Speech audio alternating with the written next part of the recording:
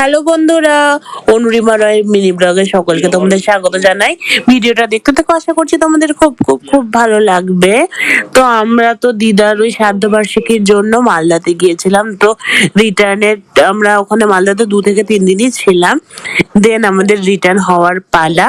তো আমরা এখানে বাবুর্চি থেকে আমরা সেদিন বিরিয়ানি অর্ডার করেছিলাম রাত্রিবেলা ট্রেনে মানে ওঠার আগে, কারণ বাড়িতে রান্না টান্না করলে আবার বাসন টাসন মাঝামাঝি করতে হবে।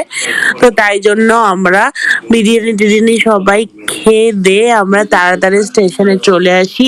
অ্যান্ড মালদা থেকে কলকাতা আসার তো বেস্ট ট্রেন হলো গৌড় এক্সপ্রেস। তো আমরা সেই ট্রেনটাতে উঠে যাই।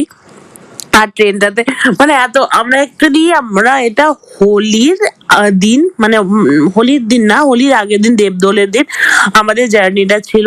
তো দেখতেই পাচ্ছ ট্রেনটা পুরো ফাঁকা, পুরো ফাঁকা।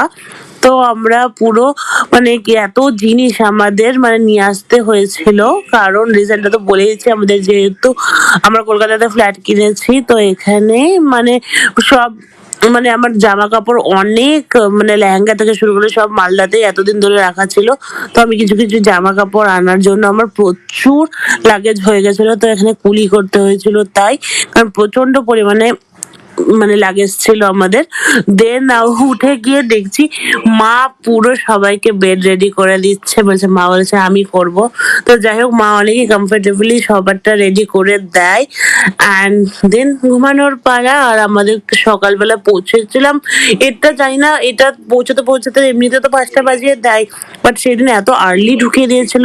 যাই হোক, তো ঠিক আছে বন্ধুরা, আজকে এখানেই রাখছি। আমার মানে ভিডিও কেমন লেগেছে জানিও। আমার ভিডিও মানে ভালো লাগলে প্লিজ সাপোর্ট করো, লাইক শেয়ার সাবস্ক্রাইব করে আজকে এখানে রাখছি। চলো টাটা।